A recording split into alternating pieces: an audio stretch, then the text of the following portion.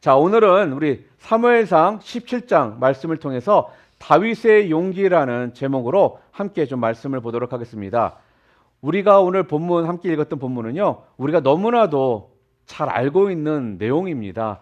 특별히 우리가 썬데이스쿨 때도 아이들이 가장 좋아하는 그런 성경, 그런 이야기 중에 바로 우리 다윗과 골리앗의 그 싸움, 그 이야기를 아이들이 참 좋아합니다.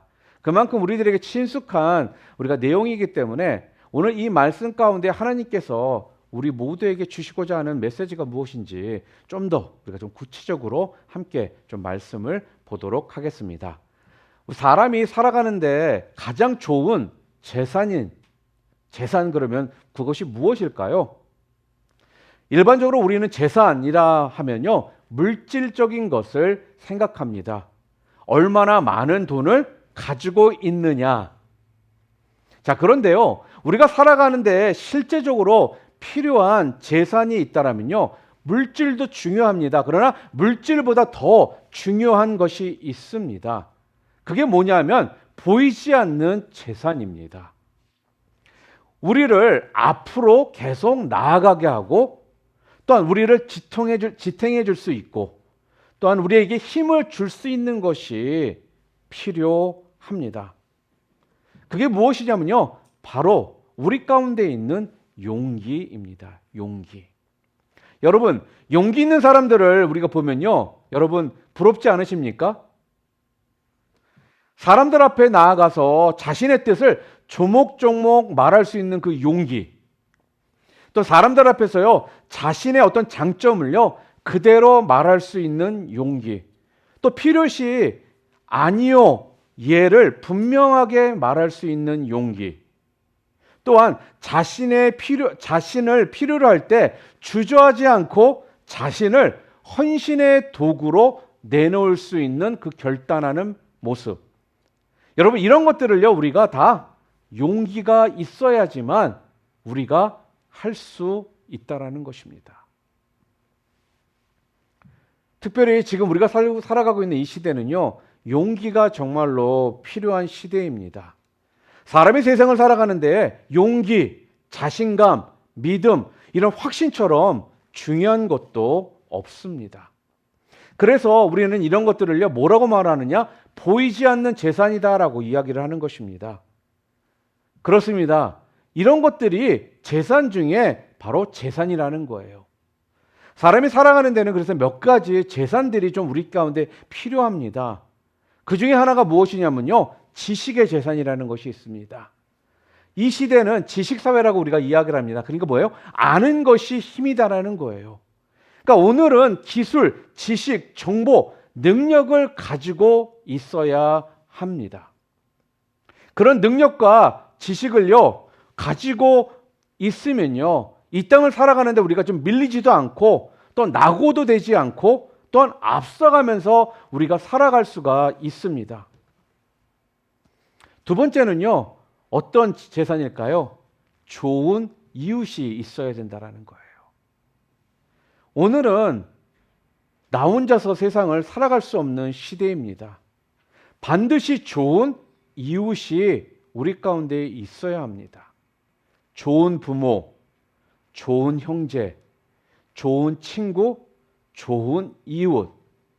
그러니까 좋은 지인들은요, 모두가 우리에게 좋은 이웃입니다. 이 사람들은 나와 평생 함께 해주고요, 때로는 우리에게 용기도 줄 것이고요, 또 나를 보호해주는 좋은 이웃입니다. 이런 이웃이 없다라면요, 정말 이 세상 살아가기가 정말로 외롭고 힘든다라는 거예요. 또 세 번째는 어떤 재산이 있을까요? 바로 주님과의 동행하는 삶이라는 것입니다. 특별히 우리 신앙인들은요, 성령의 도우심을 받아서 살아가는 사람들입니다. 믿으십니까? 이것이 바로 주님과 동행하는 삶이라는 거예요. 그러니까 이 힘을 우리가 받고요, 살아가는 삶이 신앙 생활이라는 것입니다. 그러니까 신앙인은 하나님께로부터 오는 영적인 어떤 도움, 또한 우리와 함께 하심을 받아서 살아가야 한다는 것입니다. 그러니까 신앙인의 생활은요, 바로 여기서부터 시작하는 거예요. 바로 하나님으로부터 오는 그런 영적 도움과 하나님이 나와 함께 하심을 우리가 매 순간 알고 느끼며 살아갈 때 바로 이때부터가 우리 신앙생활의 시작점이 되는 것입니다. 제가 전반부에도 말씀드린 것처럼 오늘 본문의 내용은요, 너무나도 잘 알고 있는 내용입니다. 그러니까 우리가 신앙생활을 오랫동안 해왔고 또 선데스쿨을 다녔고 또 성경적인 지식이 좀 있다라면요, 우리는 그냥 자연스럽게 이 내용들을 우리가 읽고 받아들입니다. 그런데 그렇지 못한 사람들의 입장에서 본다라면요, 오늘 성경에 나와 있는 이야기는 정말로 신비스러운 일이고 놀라운 이야기라는 거예요. 왜냐하면요, 골리앗과 다윗이 싸운다라는 이 이야기는요, 여러분이 아시는 것처럼 다윗과 골리앗은 어떤 비교 대상이 되지를 않는다라는 것입니다. 거인 중에 거인이고 다윗은 소년 중에 소년이었다라는 거예요. 어느 누구도 골리앗을 향해 이스라엘 군대 중에 나가서 싸우고자 하는 사람이 아무도 없을 정도로 다윗과 골리앗은 상대가 될 수 있는 비교 대상이 아니라는 겁니다. 그러니까 쉽게 말한다면 확률적으로 보잖아요. 100대 0의 싸움이라는 거예요. 그러니까 도박사들이요, 도박을 걸었다라면요, 아마 골리앗에게 100을 걸 것이고 다윗에게는 아무도 거는 사람이 없을 것이라는 거죠. 그런데 이 싸움에서 누가 이깁니까? 다윗이 이기더라는 것입니다. 성경에는 나와 있지 않지만요, 다윗의 그 눈빛을 한번 여러분 상상해 보시기를 바랍니다. 다윗이 지금 골리앗을 향해 나가면서 싸우며 나가면서 눈빛이 연약한 모습으로, 불안한 모습으로, 흔들리는 모습으로 다윗이 나갔겠습니까? 아니라는 거예요. 다윗의 눈빛은요, 지금 상대방을 제압하기가 충분할 정도로 강인한 모습 가운데에 지금 골리앗과 싸우러 나가고 있다라는 것입니다. 옛날 전투에는요, 기선을 제압하는 눈빛이 굉장히 중요하다고 합니다. 그러니까 눈빛이 얼마나 무섭고 날카롭겠습니까? 오늘 본문에 그래서요, 다윗이 뭐라고 선포를 하느냐? 우리 오늘 본문 45절 함께 읽겠습니다. 너는 칼과 창과 단창으로 내게 나오거니와 나는 만군의 여호와의 이름 곧 내가 모욕하는 이스라엘 군대의 하나님의 이름으로 내게 나아가노라, 이렇게 이야기를 합니다. 여러분 한번 생각해 보세요. 누가 도대체 이렇게 선포하며 나가는 사람을 당해낼 수가 있겠습니까? 자, 그런데 골리앗은요, 다윗의 이러한 선포하며 나오는 이 모습을 보고 코웃음을 치더라는 거예요. 방심을 하더라는 것입니다. 그러니까 다윗이 던진 돌이요, 골리앗 이마에 박혀서 그가 쓰러지게 되더라는 거예요. 사랑하는 여러분, 다윗의 이 영적 자신감, 이 믿음, 이 용기, 이 주저없음이 얼마나 강력한 힘입니까?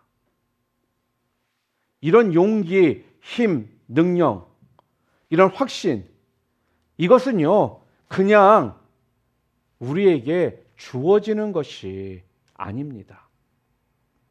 이 요소들은요, 하나님이 함께해 주신다라는 어떤 후광을 내가 입었을 때 우리 가운데에서 나오는 힘이 바로 용기라는 거예요. 우리 고은이가 어릴 때 놀이터에 데려가서 아이들을 놀리잖아요. 그러니까 놀이터에 그런 샌드, 모래 놀이터가 있었거든요. 거기서 이제 모래에서 놀 수 있는 토이들을 가지고 우리 고은이가 막 놀고 있었어요. 그런데 갑자기 어떤 남자아이가 뭐 고은이보다 좀 컸던 것 같습니다. 오더니 잘 놀고 있는 우리 고은이의 그 장난감들을 다 빼앗아 가는 거예요. 근데 그 당시 우리 고은이가 자기보다도 큰 것 같고 남자이니까 어쩔 줄을 몰라 하고 다 빼앗기더라는 것입니다. 그러다가 저와 눈이 마주쳤습니다. 그때 아이의 눈빛이 달라지더라는 거예요. 그때 아, 맞아.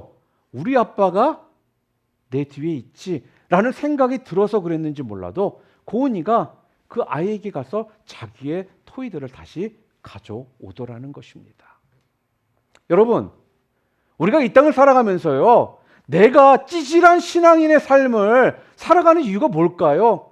왜 맨날 연약한 신앙인의 삶을 우리가 살아갈까요? 왜 맨날 우리는 쓰러지고 또 같은 죄를 범하고 또 범하는 이런 삶을 우리가 살아갈까요? 그거는요, 하나님께서 나와 함께 하시는 하나님과의 그런 어떠한 관계 가운데 그 후광을 입지 않은 채 내가 살아가기 때문에 그럴 수밖에 없더라는 것입니다. 여러분, 그렇기 때문에요, 하나님을 만나야 된다라는 거예요. 하나님이 나의 아버지시라는 것이 조금 더 흔들리지를 않아야지만 그 후광을 입고 그 후원을 받아서 내가 똑바로 눈빛을 향해 세상을 향해 쏘면서 나갈 수 있게 되다라는 거죠. 용기가 그때부터 나오기 시작한다라는 것입니다. 그러니까 다윗과 같은 이런 용기 우리 다 원하잖아요. 결국 무슨 말입니까? 하나님을 만나야지만 다윗과 같은 이 용기가 우리 가운데 생기게 된다라는 것입니다.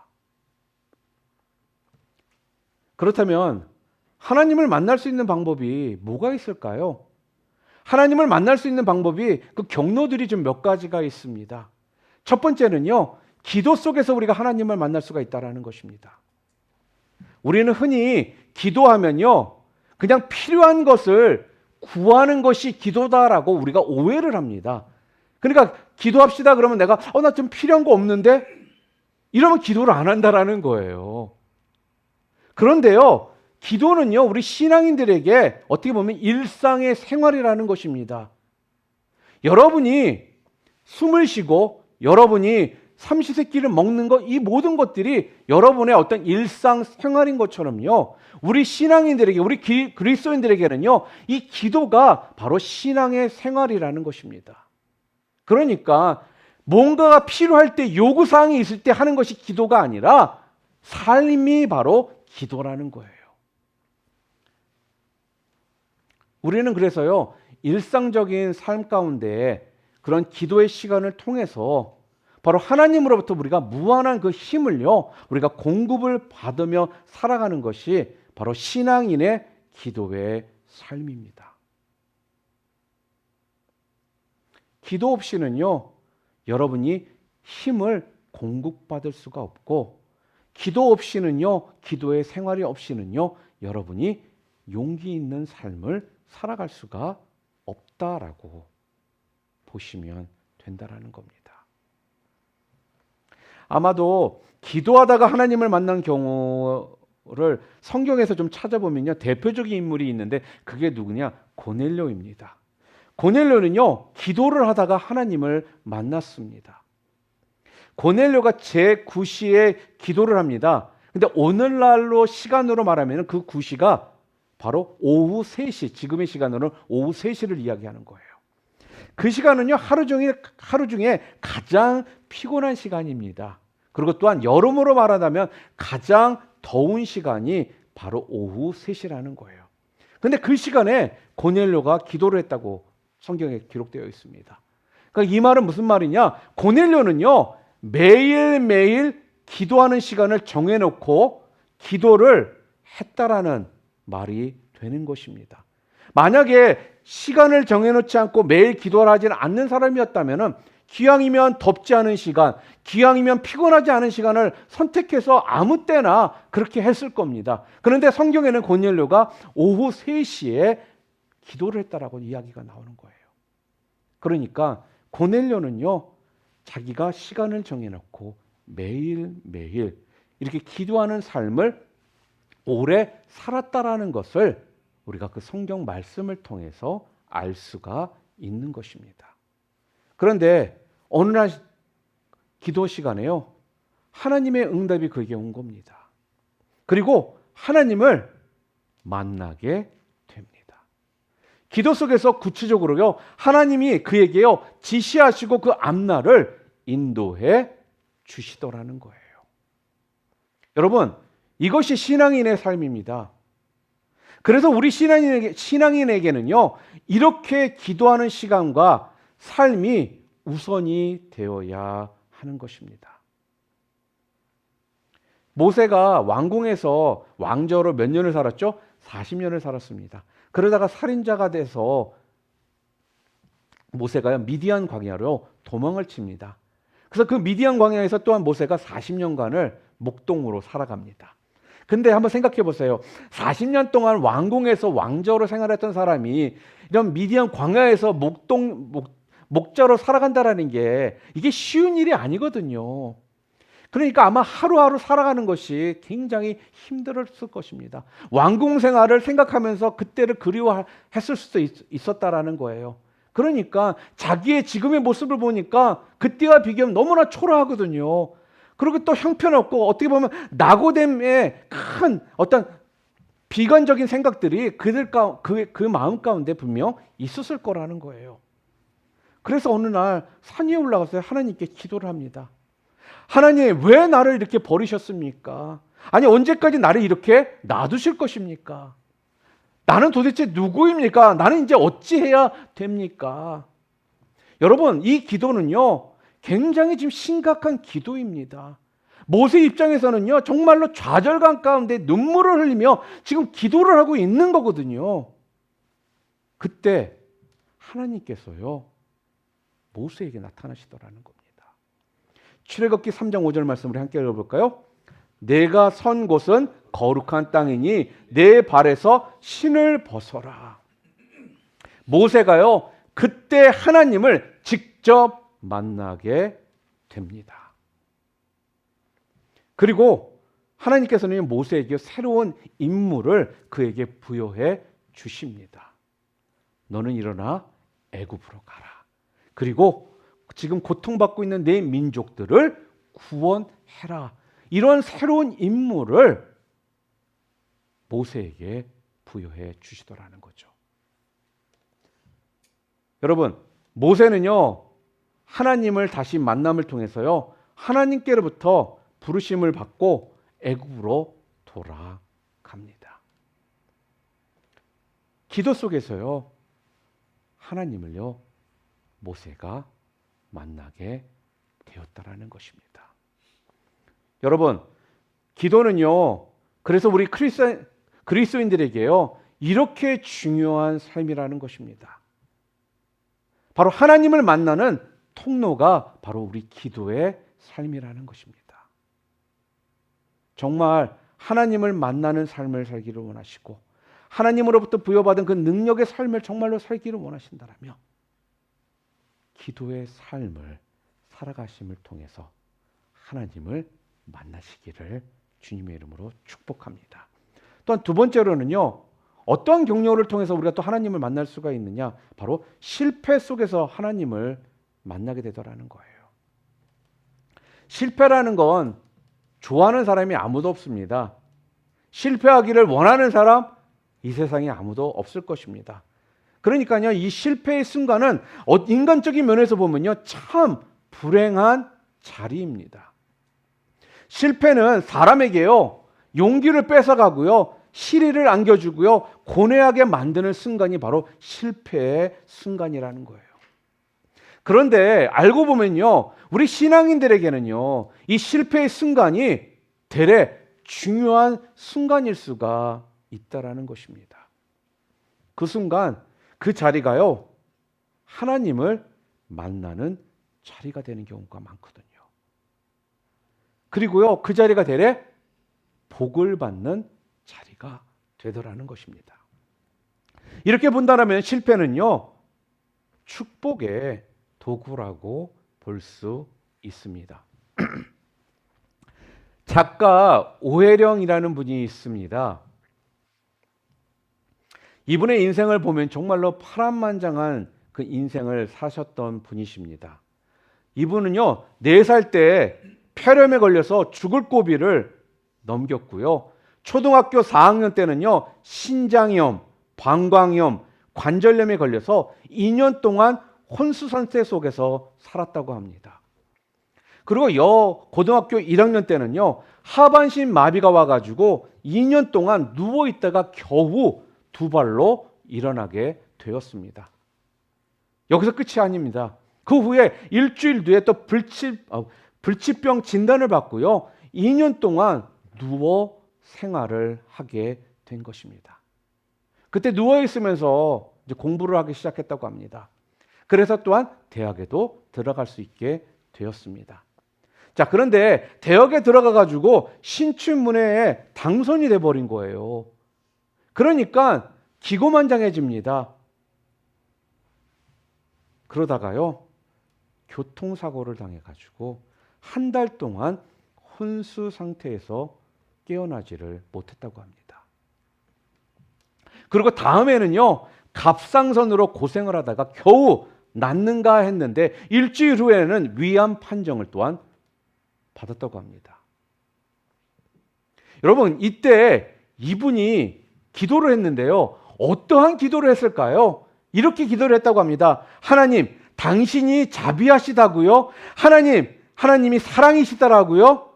웃기지 마세요 라고 하면서 하나님을 향해 욕을 했다고 합니다. 여러분, 그럴만도 하잖아요. 얼마나 화가 나고 원망스럽겠습니까? 분노가 치밀겠습니까?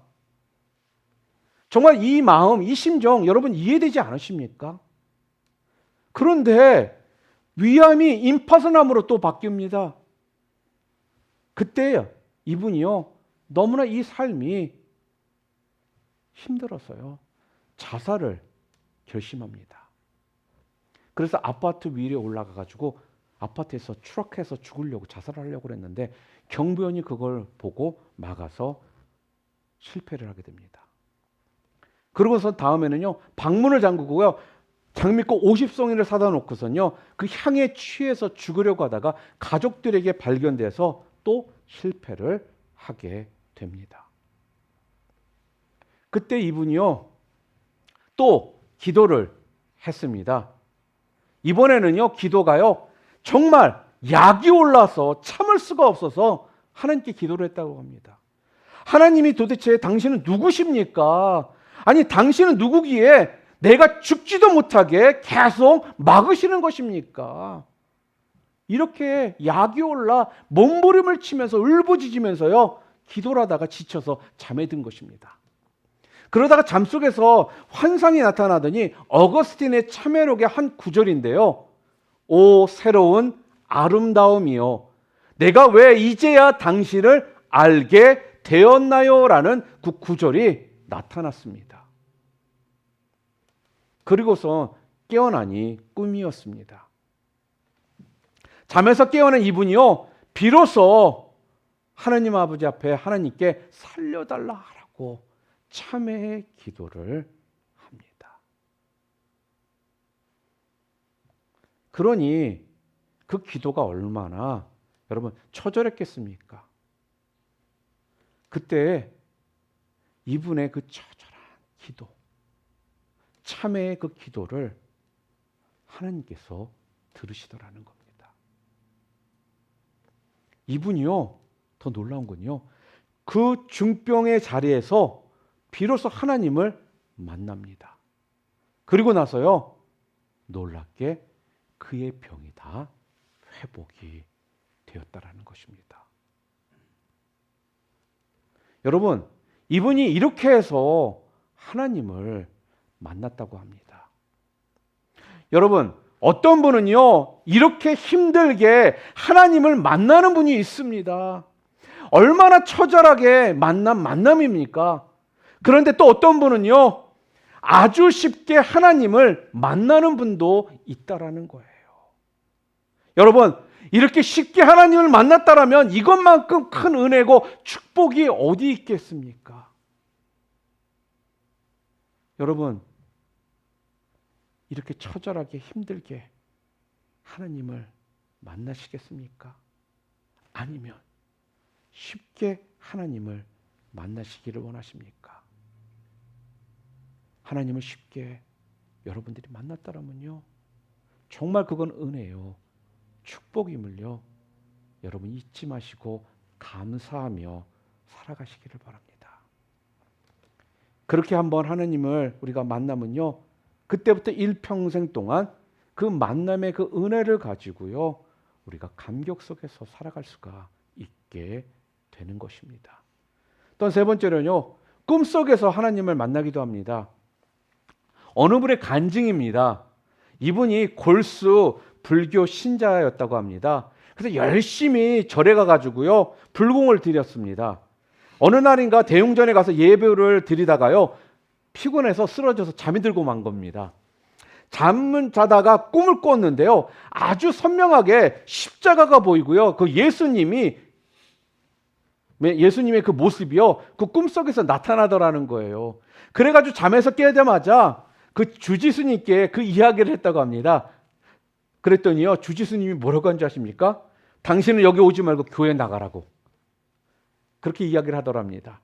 그래서 자기가 교회에 나오게 되었다라고 간증을 하셨습니다.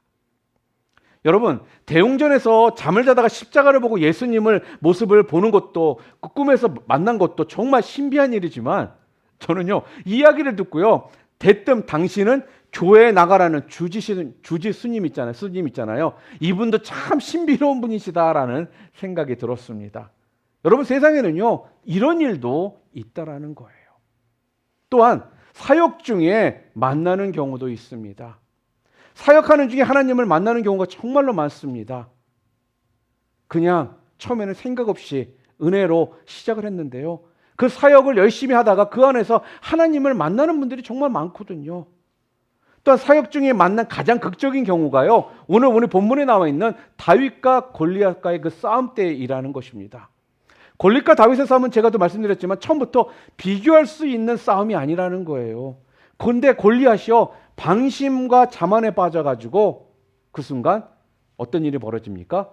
소년 다윗이 덜린 돌에 맞아서 이마에 박혀서 그가 쓰러지더라는 것입니다. 그럴 수밖에 또 없는 것이요, 다윗이 막대기를 들고서 나아가니까 골리앗의 입장에서는 내가 개인 줄 아느냐라고 코웃음을 칠 수밖에 없었거든요. 그렇지만 다윗의 태도는 그게 아니었죠. 어때였습니까? 너는 칼과 창과 단창을 가지고 나오지만 나는 만군의 하나님의 이름으로 나가노라 라면서 소년 다윗은요, 당당히 외치며 나아갔다라는 것입니다. 그러니까 당연히 이런 사람을요, 당해낼 수 없다라는 거예요. 그래서 다윗이요, 보기 좋게 골리앗과의 싸움에서 이겼습니다. 여러분, 여기에는요, 분명 용기, 배경, 후원이 있었기 때문에 가능하다라는 거예요. 그러니까요, 우리 신앙인들에게, 우리 그리스도인들에게는요, 이러한 것들이 절대적이다라는 것입니다.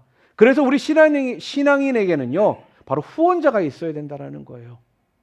우리 최대의 배경, 우리 최대의 백, 누구입니까? 바로 하나님이시다라는 것입니다. 여러분과 저는요, 우리의 배경과 우리의 백 되신 그 하나님이 바로 우리의 후원자가 되시기 때문에 그 후광을 우리가 입어 우리가 살아갈 수가 있다라는 거예요. 그래서 그 후광 가운데 여러분들이 선포하며 나아갈 때 여러분들은요, 승리하는 그런 삶을 살게 된다라는 것입니다. 2주전에 제가 여러분들에게 사무엘의 신앙에 대해서 우리가 함께 말씀을 나눴었습니다. 그런데 우리가 성경을 보면요, 다윗의 신앙에 대해서도 성경은 계속적으로 말씀을 합니다. 그 다윗이 위대한 신앙인의 한 사람이었다라는 것을 성경은 우리들에게 말씀해 주고 있거든요. 자, 그렇다면 오늘 성경이 도대체 다윗의 어떤 면을 가지고 그를 위대한 신앙의 모습을 가진 자라고 이야기를 할까요? 오늘 본문은요, 다윗의 모습을 어떻게 표현했냐? 다윗은 하나님의 이름을 믿는 사람이었다라는 것을 이야기합니다. 우리 45절 말씀 함께 읽겠습니다. 너는 칼과 창과 단창으로 내게 나아오거니와 나는 만군의 여호와의 이름 곧 내가 모욕하는 이스라엘 군대의 하나님의 이름으로 내게 나아가노라, 이렇게 말합니다. 여러분, 소년 다윗에게는요, 하나님의 이름을 믿는 신앙이 있었습니다. 그래서 46절에 온 땅으로 이스라엘의 하나님이 계신 줄을 알게 하겠다라고 다윗이 말을 하더라는 것입니다. 그러니까 하나님의 그 이름을 의지하고 믿는 사람은요, 그래서 강한 사람이라는 거예요. 또한 두 번째로요, 다윗은요, 여호와의 이름을 위해서 싸웠다라고 성경에 나옵니다. 26절 말씀을 함께 읽겠습니다. 이 할례 받지 않은 블레셋 사람이 누구이기에 살아계시는 하나님의 군대를 모욕하겠느냐 하면서요, 여호와의 이름을 위해 싸우러 나가더라는 것입니다. 여러분, 자기의 조국을 위해서 싸우는 사람이 많습니다. 특별히 우리 이민 오신 분들 가운데도 미국에서 태어났음에도 불구하고 어느 경우에는요, 한국을 위해 자기의 목숨을 내놓고 자기는 싸우러 가겠다라는 분들이 있거든요. 아마 이 자리에 계신 여러분들 가운데도 조국 대한민국이 전쟁이 난다라면 대한민국 조국을 위해서 내가 싸우러 나가겠다라고 하시는 분들이 분명 있을 겁니다. 또한 자기의 어떤 명예, 영화를 위해서 싸우는 사람들도 많습니다. 또한 의무감으로 싸우는 사람 또한 분명 있습니다. 자, 그런데요, 다윗은 여호와를 모욕하는 일을 보고요, 더 이상 참지 못하고 싸우러 나가더라는 거예요. 사랑하는 성도 여러분, 우리는요, 내 얼굴에 먹칠을 당하면요, 우린 이성을 잃어가면서 싸웁니다. 그런데요, 여호와를 모욕하는 일을 보고는요, 우리는 아무런 감각이 없는 경우들이 많습니다. 그렇다면 그것은요, 우리 영혼이 정말로 불쌍한 영혼이라는 거예요. 하나님께서는요, 여러분과 저에게요, 하나님의 이름으로 믿고 나아가기를 원하시고, 하나님의 그 이름으로 싸우기를 원하시고, 하나님은 그러시다라는 것입니다. 하나님의 이름을 모욕하는 자를 보고요, 그러니까 우리는 가만히 있을 수가 없다라는 거예요. 그래서 우리가 전도도 하는 것이고요, 우리 교회가 비록 작은 교회일지라도 선교에 더욱더 마음을 다하자라고 자꾸 선포하는 것입니다. 그게 하나님의 이름을 모욕하는 자들을 향해 우리가 싸우러 나가는 모습이기 때문에 그렇습니다. 또한 다윗은요, 승리를 확신했던 사람입니다. 32절에 보면요, 그로 말미암아 사람이 낙담하지 말 것이라. 37절에는요, 나를 이 블레셋 사람의 손에서도 건져내시리라. 46절에는 오늘 여호와께서 너를 내 손에 넘기시리라 라고 했습니다. 다윗은 싸우기 전에요, 이미 승리를 지금 확신하고 선언했다라는 거예요. 지금 이 다윗의 모습은요, 이 말을 하기 전에 싸움이 진행된 상황이 아니에요. 싸움이 끝난 상황이 아니라는 것입니다. 싸우기도 전에 다윗은 이미 승리를 확신하고 이렇게 담대하게 선언을 했다라는 거죠. 여러분, 바로 이것이 믿음인 것입니다. 믿음은요, 하나님께서 하실 것을 우리가 믿고 선포하며 나아가는 거예요. 그래서 사도 바울은요, 로마서 8장 37절 말씀 함께 읽겠습니다. 그러나 이 모든 일에 우리를 사랑하시는 이로 말미암아 우리가 넉넉히 이기느니라. 고린도전서 15장 57절 말씀 함께 읽습니다. 우리에게 승리를 주시는 하나님께 감사하노라. 이렇게 얘기를 합니다. 여러분, 하나님의 승리를 믿는 자가 그래서요, 위대한 승리자가 되는 것입니다. 마지막으로 네 번째는요, 다윗은요, 전쟁이 하나님께 속한 것임을 믿었습니다. 47절 말씀 함께 읽어볼까요? 전쟁은 여호와께 속한 것인즉이라고 했습니다. 여러분, 이 말 속에는 이 전쟁이요, 골리앗과 이스라엘의 싸움이 아니라, 골리앗과 다윗의 싸움이 아니라 하나님과 골리앗의 싸움이라는 뜻이 들어 있는 것입니다.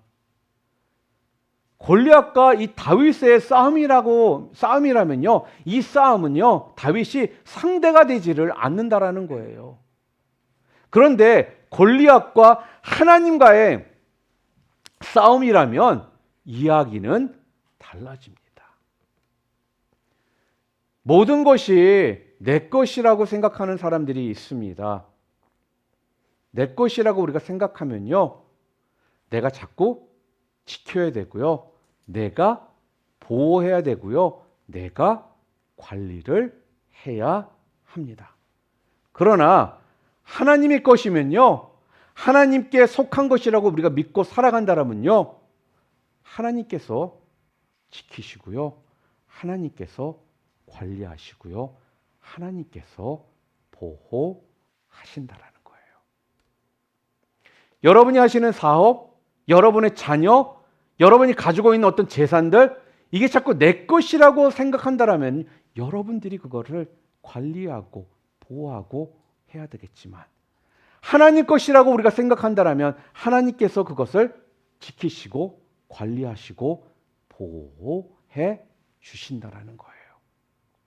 사랑하는 성도 여러분, 여러분들은 여러분의 신앙을 어떻게 생각하고 계십니까?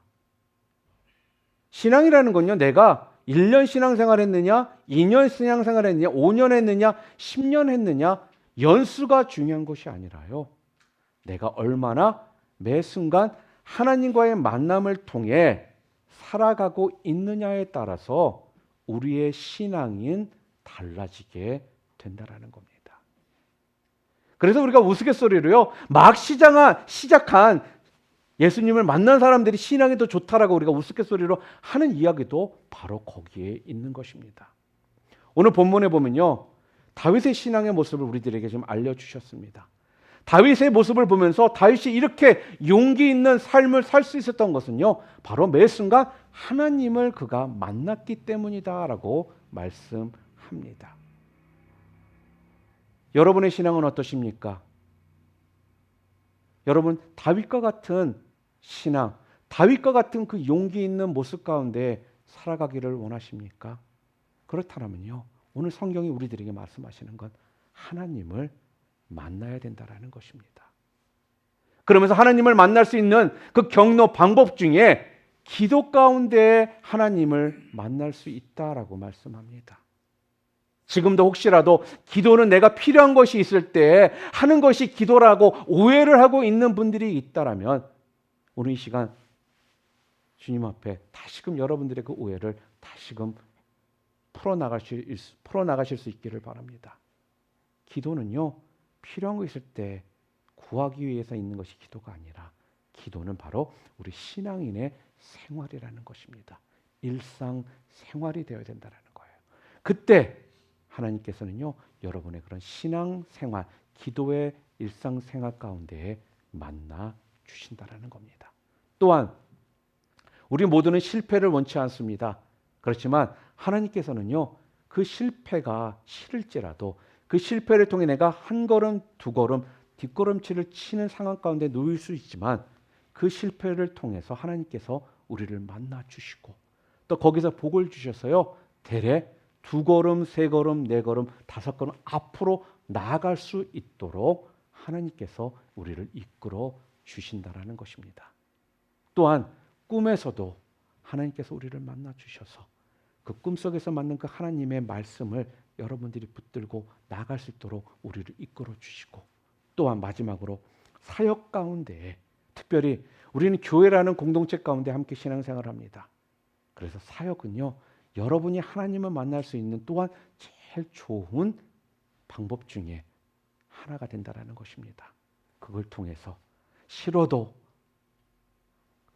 내가 하고 좋아도 내가 하고, 이런 모습을 통해서 하나님께서 다져가심을 통해 우리들이 하나님을 만나서 그 안에서 우리의 신앙이 날로 성장해 나갈 수 있도록 인도해 주시는 것입니다.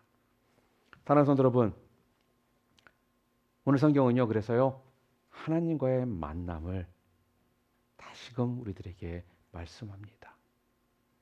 하나님을 기도 속에서, 하나님을 실패 속에서도, 하나님을 꿈에서라도, 하나님을 사역하는 중에서 만나심을 통해 하나님이 다윗에게 보여주었던 그 용기, 그 믿음, 여러분 또한 분명히 붙드심을 통해서 골리앗과 싸워서 그 골리앗을 멋있게 물리치며 살아가는 여러분과 제가 되기를 주님의 이름으로 축복합니다.